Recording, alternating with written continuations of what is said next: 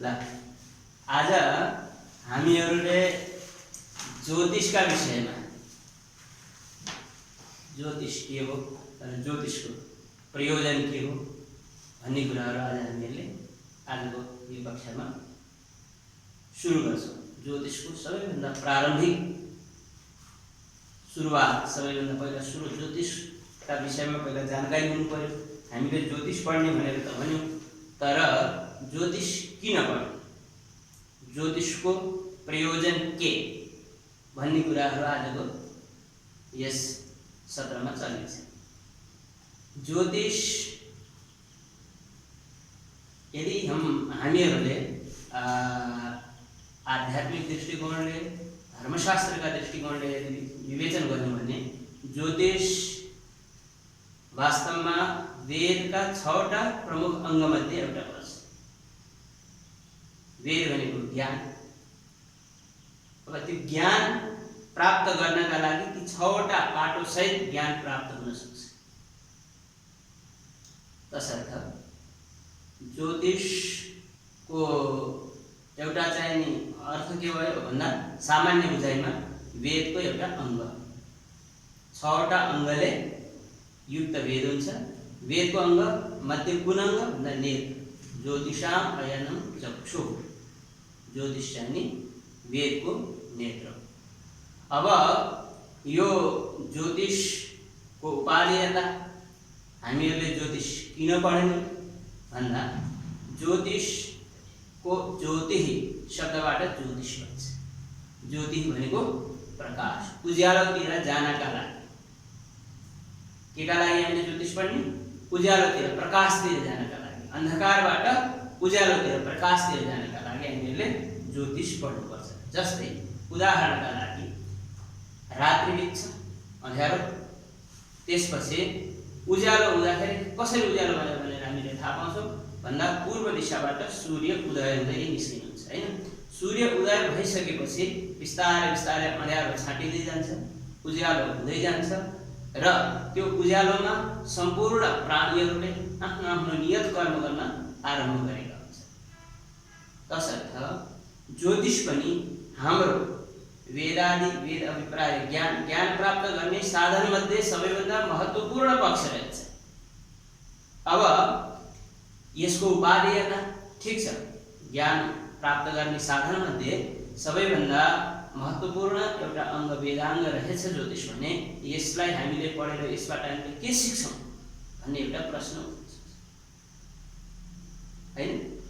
अब वेदको अङ्ग ज्योतिषको प्रयोजन, जस्तै उदाहरणका लागि मानौँ हामीहरूले खेती गर्छौँ, कृषि कर्म गर्छौँ, या कुनै यज्ञ यागादि गर्छौँ, कुनै देव मन्दिर विग्रहको प्रतिष्ठा गर्छौँ, अथवा कुनै दुकान इत्यादि आरम्भ गर्छौँ। त्यसको लागि हामीहरूलाई सबैभन्दा उत्तम समय चाहिन्छ। के चाहिन्छ? उत्तम समय चाहिन्छ। त्यस्तै कुनै व्यक्ति जन्म लिन्छ, त्यसलाई हामीले के भन्छौँ? जातक भन्छौँ। जन्म लिनेलाई जातक, हैन? अब त्यो जातकको जीवनमा कस्तो घटनाहरू घट्छन्, त्यसले के गर्दा राम्रो हुन्छ भन्ने कुराहरूको जानकारीका लागि पनि हामीहरूलाई ज्योतिषको आवश्यकता हुन्छ। अब त्यसको जानकारी कसरी गर्ने भन्दाखेरि ज्योतिषमा चाहिँ नि कुण्डली विधा छ एउटा। कुण्डली ज्योतिषको कुण्डली चिना भनेर भन्ने गर्छौँ हामी नेपाली भाषामा। चिना निर्माण गरिन्छ। चिना निर्माण गरिसकेपछि उसका जीवनमा घट्ने घटनाहरू कहिले कसरी घट्छन् भन्ने कुराहरूको विवेचना हामीहरूले ज्योतिष शास्त्रका माध्यमबाट प्राप्त गर्छौँ। अब यसरी हेर्दाखेरि ज्योतिष हामीहरूलाई अत्यन्तै आवश्यक महत्त्वपूर्ण ज्ञानमध्ये एक रहेछ भन्ने कुरा बुझ्नुहुन्छ। किन? कुन समयमा कुन खेती गर्ने, कुन समयमा कुन विषयमा चाहिँ अध्ययन गर्न उचित होला, कुन समयमा कुन कार्य गर्दा राम्रो होला र कुन काम गर्नका लागि कस्तो किसिमको मुहुर्तको समयको आवश्यकता हुन्छ, त्यस विषयमा जानकारी हामीले केबाट प्राप्त गर्छौँ? ज्योतिष शास्त्रबाट प्राप्त गर्छौँ, हैन? तसर्थ हामीहरूले ज्योतिष सिक्न ज्योतिषको प्रयोजन पनि बुझ्यौँ र ज्योतिषको एउटा सामान्य परिचय भनेको ज्योतिष भनेको के हो भन्ने कुरा पनि हामीले बुझ्यौँ। अब त्यस ज्योतिष शास्त्रमा प्रवेश गर्नका लागि सबैभन्दा महत्त्वपूर्ण चीज के भन्दा ज्योतिष को सबैभन्दा बेसिक चीज भनेको पञ्चाङ्ग। हामीहरूले नेपाली भाषामा त्यसलाई पात्रो भन्छ। के भन्छौँ? पात्रो। ज्योतिषको सबैभन्दा महत्त्वपूर्ण चीज के रहेछ? पात्रो हेर्न जान्नु पर्यो, पञ्चाङ्ग हेर्न जान्नु पर्यो।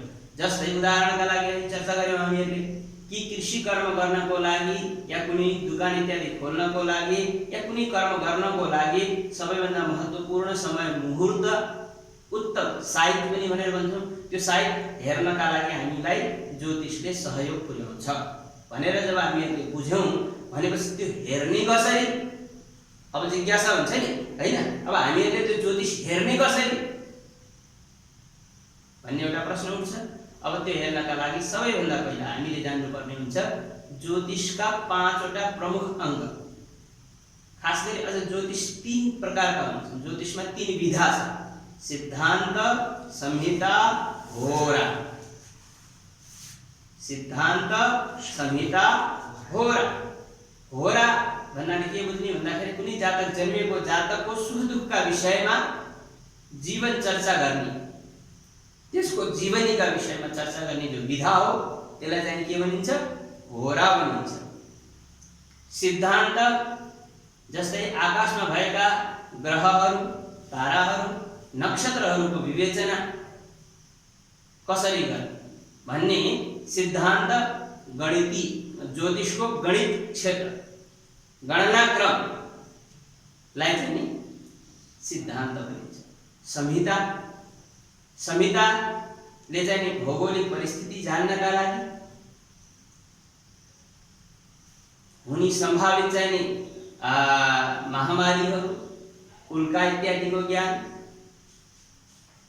र साथमा वास्तु सम्बन्धित जानकारी गर्नका लागि हामीहरूले चाहिँ संहिता ग्रन्थका चाहिँ माध्यमबाट प्राप्त गर्छौँ। संहिता ग्रन्थहरूमा सबैभन्दा महत्त्वपूर्ण संहिता ग्रन्थ के भन्दाखेरि बृहत् संहिता। कुन ग्रन्थ सबैभन्दा महत्त्वपूर्ण रहेछ? बृहत् संहिता। र होरा शास्त्रमा सबैभन्दा महत्त्वपूर्ण कुन? बृहत् पाराशर होरा शास्त्र र एउटा चाहिँ बृहत् जातक भन्ने पनि ग्रन्थ छ। त्यस्तै विभिन्न छन्, सारावली छन्, जातकावरण छन्, जातक तत्त्वम छन् इत्यादि सबै होराका ग्रन्थ। भाव कुतूहल भन्ने छ। यसरी विभिन्न प्रकारको ज्योतिष शास्त्रमा सबैभन्दा धेरै चर्चा गरिएको छ। सबैभन्दा हाम्रो वैदिक सनातन धर्म अनुसार जति पनि हाम्रा धर्म संस्कृतिका ग्रन्थहरू छन् ती ग्रन्थमा सबैभन्दा धेरै चर्चा ज्योतिष शास्त्रको गरिएको छ र सबैभन्दा धेरै आचार्यहरू पनि ज्योतिष शास्त्रका छन्। अब यसरी सामान्यतया हामीले ज्योतिषका विषयमा जानकारी प्राप्त गर्यौं। अब सिद्धान्त, संहिता, होरा, रूपस्कन्ध त्रयात्मकं वेदस्य निर्मलं चक्षुः ज्योतिष शास्त्रम अकल्मषम्। हैन?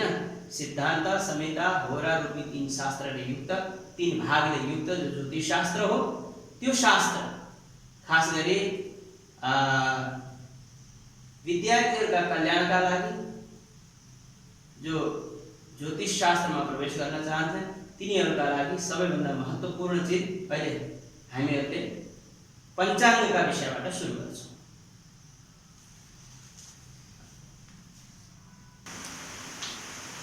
अब ज्योतिष शास्त्रका विषयमा हामीहरूले होरा सम्बन्धित ग्रन्थ, संहिता सम्बन्धित ग्रन्थ र सिद्धान्तमा सबैभन्दा महत्त्वपूर्ण सूर्य सिद्धान्त, ग्रह लाभ, यो ज्योतिष शास्त्रका चाहिँ महत्त्वपूर्ण ग्रन्थ। अब हामी अगाडि ज्योतिषको प्रारम्भ ज्योतिषमा सबैभन्दा महत्त्वपूर्ण ज्योतिषका चाहिँ अङ्ग भनेका 5 हैन? ती चाहिँ के हुन् भन्दाखेरि तिथि, वार, नक्षत्र, योग, कर्म हैन? पञ्चाङ्ग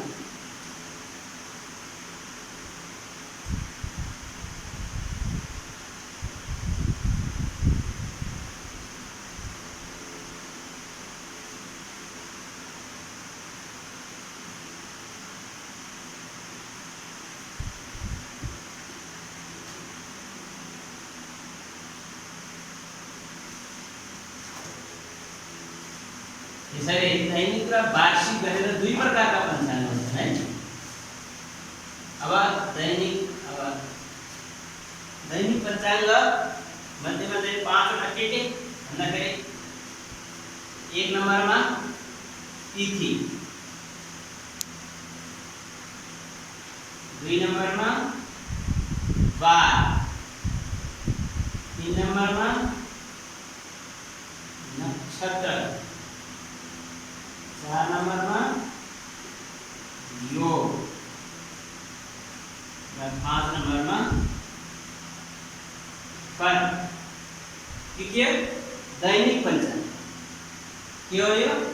दैनिक पञ्चाङ्ग। अनि वार्षिक पञ्चाङ्गमा फेरि 1 नम्बरमा संवत्सर, 2 नम्बरमा अयन, 3 नम्बरमा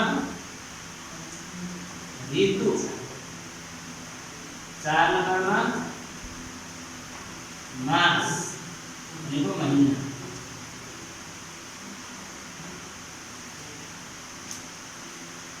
र 5 नम्बरमा पक्ष।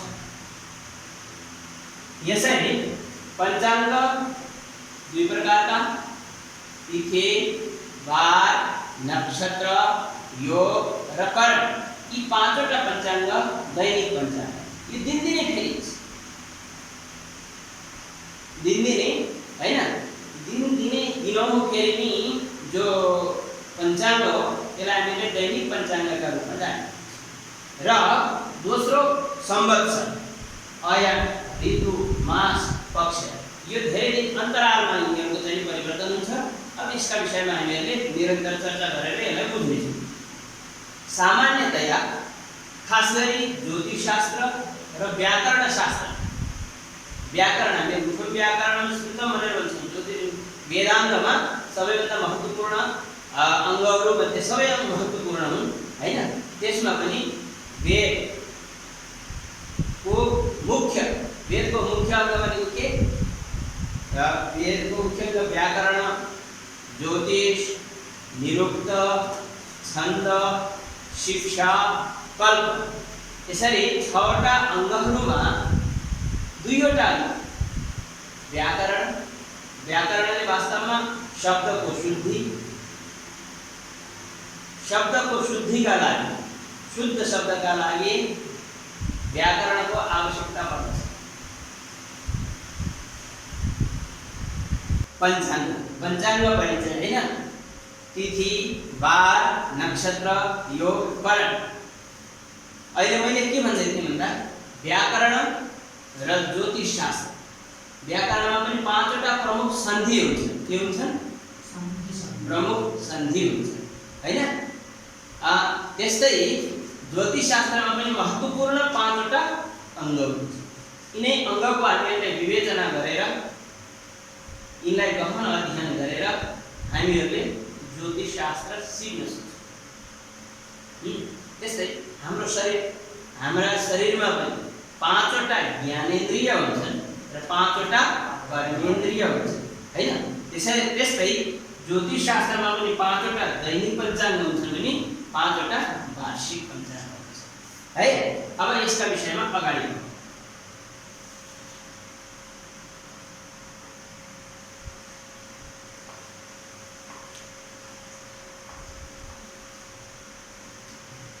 एक नम्बर पञ्चाङ्ग, दैनिक पञ्चाङ्गको 1 नम्बरमा के थियो? तिथि। के थियो?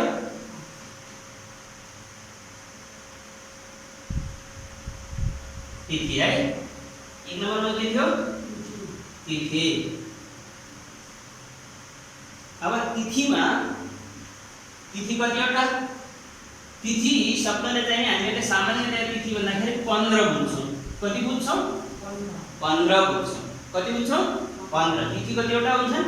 15 हुन्छन् हैन। तर नाम पनि 16 वटा हुन्छ। नाम कतिवटा हुन्छन्? 16 वटा। अब उदाहरणमा जानु। 1 नम्बरको तिथि प्रतिपदा,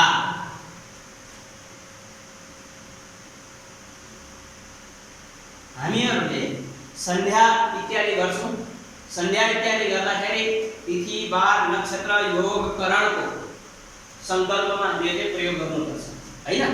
अब तिथि बार नक्षत्र योगको प्रयोग गर्दाखेरि सप्तमी विभक्तिको प्रयोग हुनुपर्छ। जस्तै प्रतिपदा तिथिका दिन हामीले सन्ध्या वन्दन गर्यौं भने के भन्नु पर्यो भन्दा प्रतिपदायाम तिथौ। के भन्नु पर्यो? प्रतिपदायाम तिथौ। यसै है साथमा हामीले यो पनि सिक्दै जाउँ। प्रतिपदायाम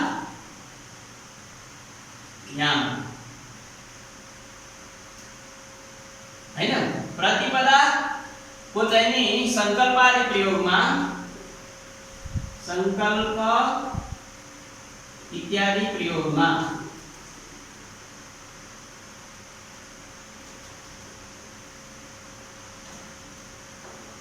हामी यहाँले के गर्छौं?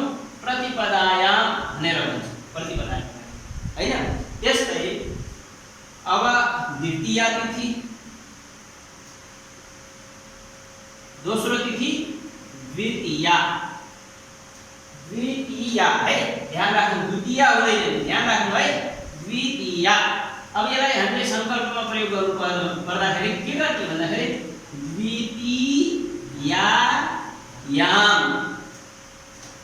है, द्वितीयायाम यसरी प्रयोग। कसरी प्रयोग गर्ने? द्वितीयायाम। अब तेस्रो तिथि चाहिँ तृतीया। तृतीया तेस्रो तिथि के? तृतीया। यसलाई प्रयोग गर्दाखेरि कसरी गर्ने भन्दा तृतीयायाम। त्यसरी चाहिँ संकल्प आदिको प्रयोग गर्दाखेरि तृतीयायाम भनेर प्रयोग गर्नु पर्यो। अनि अब चतुर्थी, चौथो तिथि चाहिँ नि चतुर्थी। कुन तिथि हुन्छ? चतुर्थी। चतुर्थी तिथिलाई चाहिँ नि हामीले संकल्पमा प्रयोग गर्दाखेरि अब कतिपयले हामीले हेर्छौं व्याकरणका दोष यहाँ धेरै देखिन्छ। चतुर्थीलाई चाहिँ चतुर्थीम्याम भनेर भनिन्छ। त्यो होइन है, चतुर्थ्याम। के? यसरी चतुर्थ्याम,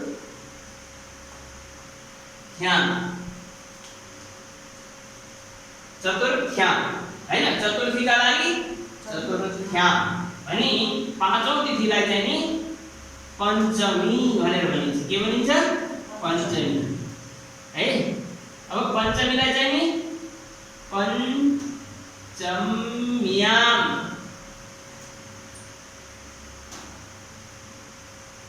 पञ्चम्याम है। अब यहाँ पनि ठुलो धेरै ठाउँमा हामीले गर्नु देख्ने गर्छौं। जस्तै यो षष्ठी तिथि छ, षष्ठी है। हामीहरूले चाहिँ षष्ठीलाई चाहिँ नि संकल्प आदि प्रयोग गर्दाखेरि षष्ठ्याम भनेर चाहिँ नि भन्नुपर्छ। यहाँ प्राय हामीले के गति देखिरहेका हुन्छौं भन्दा षष्ठम्याम भनेर भनिदिन्छ। षष्ठम्याम भनेर भन्छन्, जो कि यो के हो? गलत हो। षष्ठम्याम हुँदैन, षष्ठ्याम हुन्छ। यो सही हो। यो षष्ठम्याम के हो? गलत हो है। त्यसैले यदि हामीले चाहिँ षष्ठम्याम भन्दै आएका छौं भने त्यसलाई चाहिँ षष्ठ्याम भनेर जान्नु पर्यो। अब सातौं तिथि चाहिँ नि सप्तमी।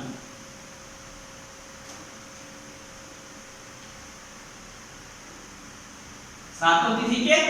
सप्तमी। सप्तमीलाई चाहिँ नि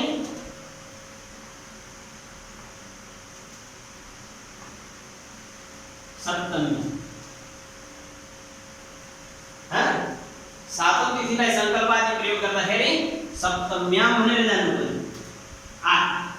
आठौं तिथिलाई चाहिँ नि अष्टमी।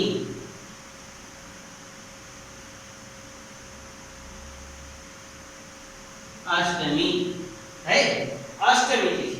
अष्टमी तिथिलाई अष्टम्याम भनेर संकल्प आदिमा प्रयोग गर्नु पर्यो। अष्टमी तिथिलाई चाहिँ नि अष्टम्याम भनेर प्रयोग गर्नु पर्यो। अब नवौं तिथि, नवमी। यसलाई प्रयोग गर्दाखेरि नवम या यसरी हामीहरुको तिथि 15 वटा हुन्छन् हैन। यी 15 तिथि मध्येमा सबैभन्दा आवश्यक जान्नुपर्ने के भन्दा ती तिथिहरुका नाम र त्यसको प्रयोजन के, संकल्प इत्यादि। वास्तवमा तिथि जस्तै उदाहरणका लागि अहिले हामीले मासको विभाजन गर्छौं। त्यो मास महिनाको विभाजन गर्दाखेरि महिनाका प्रकारहरू हैन र त्यसको प्रयोजन सम्बन्धित हामीले चर्चा गर्ने छौं। त्यस क्रममा हामीले बुझ्छौं तिथि जस्तै आजभोलिको चाहिँ हामीले डेट भनेर भन्छौं, तारिख, डेट, गते भनेर भन्छौं। त्यस्तै ज्योतिष शास्त्र अनुसार दैनिक गति नै गते भन्यो है। दैनिक जस्तै गते जस्तै तिथि है। चन्द्रमाका गतिका आधारमा क्रमशः तिथिहरू बढ्दै जान्छन् अथवा तिथिका अनुसार आकाशमा हामीले रात्रिकालमा चन्द्रमाको गति, चन्द्रमाको बढ्ने क्रम, घट्ने क्रम, त्यो अक्षका विषयमा हामीले चर्चा गर्ने छौं। यसरी नवमी तिथिसम्म हामीले यहाँ गयौं। अब यसपछि मैले यसलाई मेट्ने फेरि अगाडि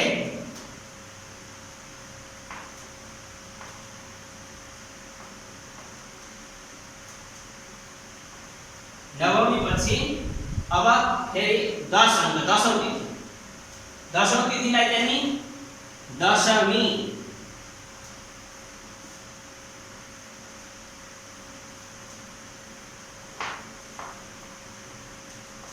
दशौं तिथिलाई हामीले दशमी के भन्छौं?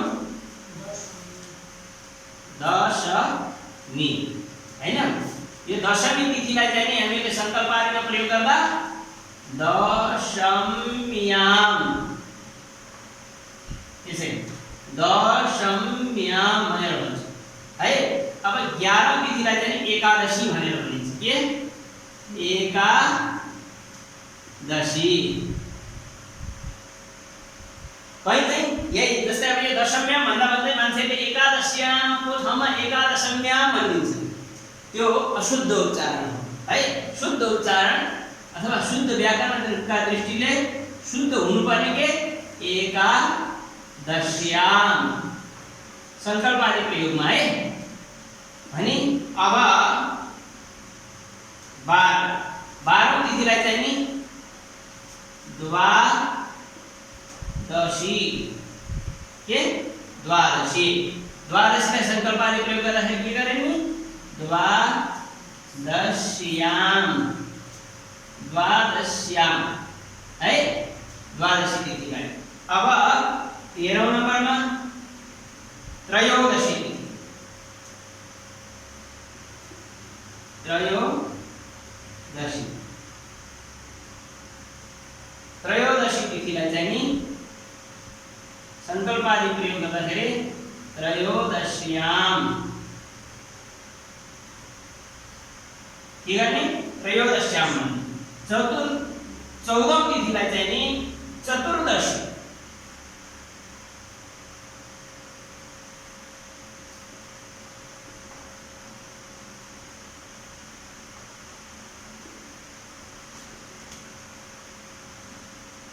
चतुर्दशीलाई चाहिँ नि चतुर्दश्याम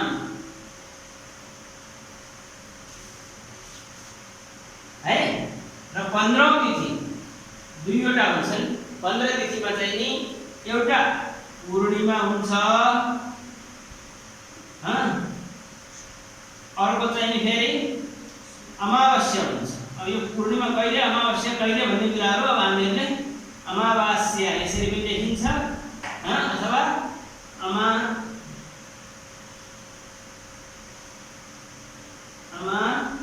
अमावास्या यसरी पनि लेखिन्छ। दुईटै अमावास्या, अमावास्या।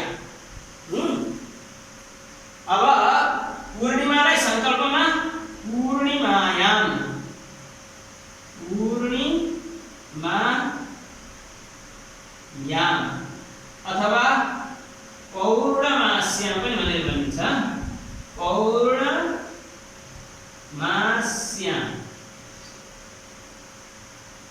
पौर्णमास्यां पूर्णिमायां पनि शुद्ध हो, यो पनि शुद्ध हो संकल्प आदिमा है। पूर्णिमा अथवा पूर्णिमायां या पौर्णमास्यां। यस्तै गरी अमावास्यालाई चाहिँ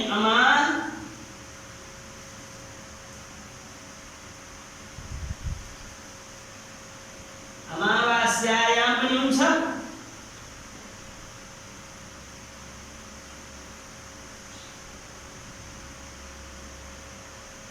अमावास्यां पनि हुन्छ।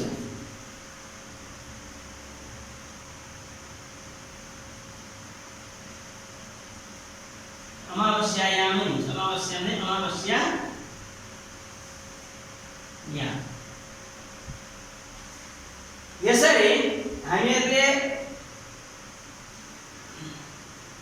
पाँचवटा पञ्चाङ्गमा पाँच मध्ये सबैभन्दा प्रथम पहिलो चाहिँ के तिथिका विषयमा जानकारी प्राप्त।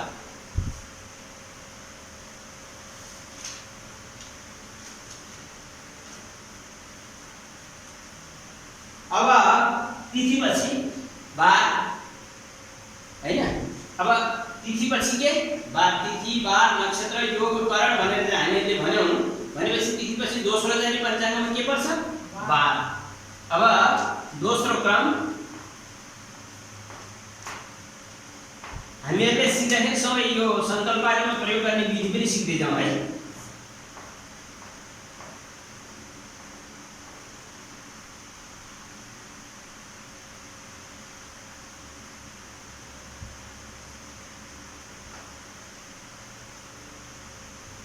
अब दोस्रो पञ्चाङ्गको दोस्रो भाग के? बा। यसलाई चाहिँ संस्कृतमा वासरः भनेर भनिन्छ। के भनिन्छ? वासरः हैन, संस्कृतमा वासरः। अब एक नम्बरमा पहिलो चाहिँ नि आइतबार हैन। आइतबारलाई चाहिँ नि संस्कृतमा भन्दाखेरि नेपाली भाषामा आइतबार हुन्छ, संस्कृतमा रविवार, भानुवार इत्यादि इत्यादि हुन्छ। आदित्यवार, सूर्यका 12वटा नाम या सूर्यका नामबाट हामीहरूले आइतबारलाई दिन सक्छौँ। संकल्पमा प्रयोग गर्दाखेरि अब हामीले रविवार भन्यो भने रविवासरे भन्नु पर्यो, रविवासरे अथवा रविवासरान्वितायां,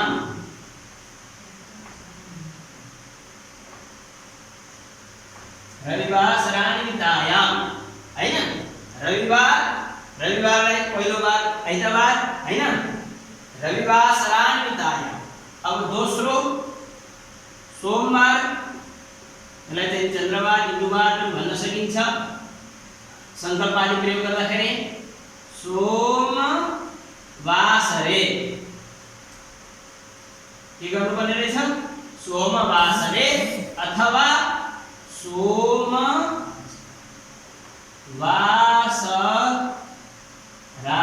सोमवासरान्वितायां।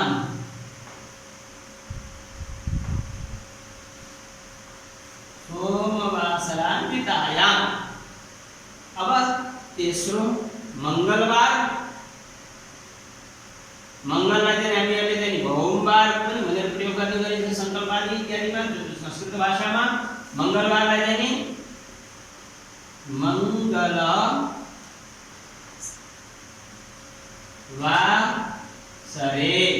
हैन, र मंगलवासरान्वितायां पनि भन्न सकिन्छ।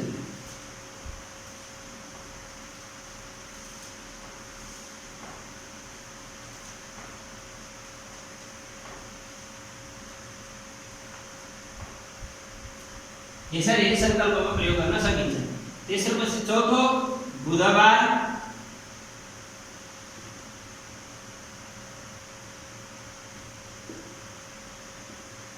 बुधवासरे, बुधवासरे हुन्छ बा हैन, बुधवासरे।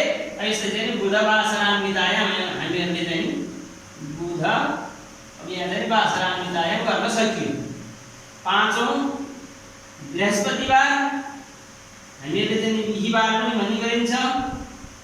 बृहस्पतिबार बृहस्पतिबारलाई चाहिँ बिहीबार पनि भनेर भनिन्छ हैन। बिहीबार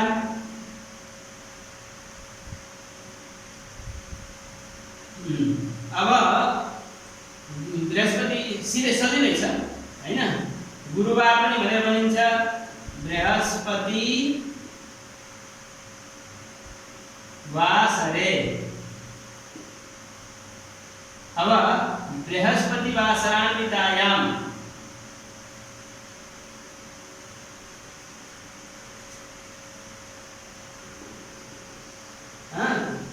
छैठौं शुक्रबार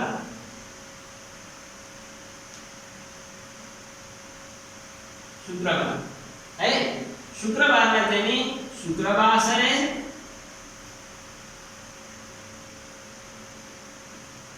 शुक्रवासरे अथवा भृगुवासरे पनि भनेर हामीले संकल्पमा प्रयोग गर्न सक्छौं।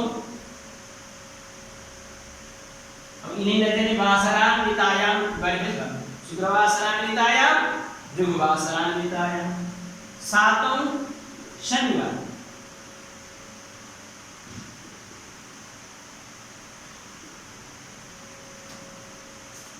शनिवासरे। हामीले त्यसलाई मन्दवासरे पनि भनेर भन्ने गरिन्छ संकल्पमा।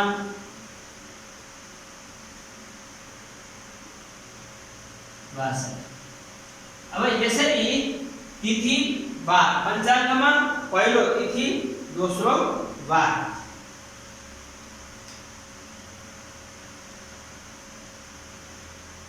अब यसपछि नक्षत्र योग करण तिथि बार नक्षत्र योग करण। आजको कक्षामा हामीले के सिक्यौं? ज्योतिष भनेको के, ज्योतिषको उपादेयता र पंचांग। दुई प्रकारका पंचांग, दैनिक पंचांग र वार्षिक पंचांग। दैनिक पंचांगका नाम, वार्षिक पंचांगका नाम। दैनिक पंचांगमा तिथि बार नक्षत्र योग करण र वार्षिक पंचांगमा संवत्सर अयन ऋतु मास र पक्ष। त्यसपछि अब हामीहरूले क्रमशः पहिलो तिथिका नाम 16 वटा हुन्छन् हैन। तिथिको संख्या 15 हुन्छ। तिथिको संख्या ज्योतिषशास्त्रमा धेरै संख्याहरू विभिन्न नामबाट हामीले लिने गर्छौं। कहीँ ज्योतिषका प्रसङ्गमा तिथि भनेर आए पनि 15 बुझिन्छ है, तर नाम 16 वटा हुन्छ। त्यो 16 वटा नामका विषयमा हामीले पक्ष, हामीले सांवत्सरिक पञ्चाङ्गको विवेचन गर्दाखेरि त्यहाँ सबैभन्दा लास्टमा चाहिँ पक्ष हुन्छ।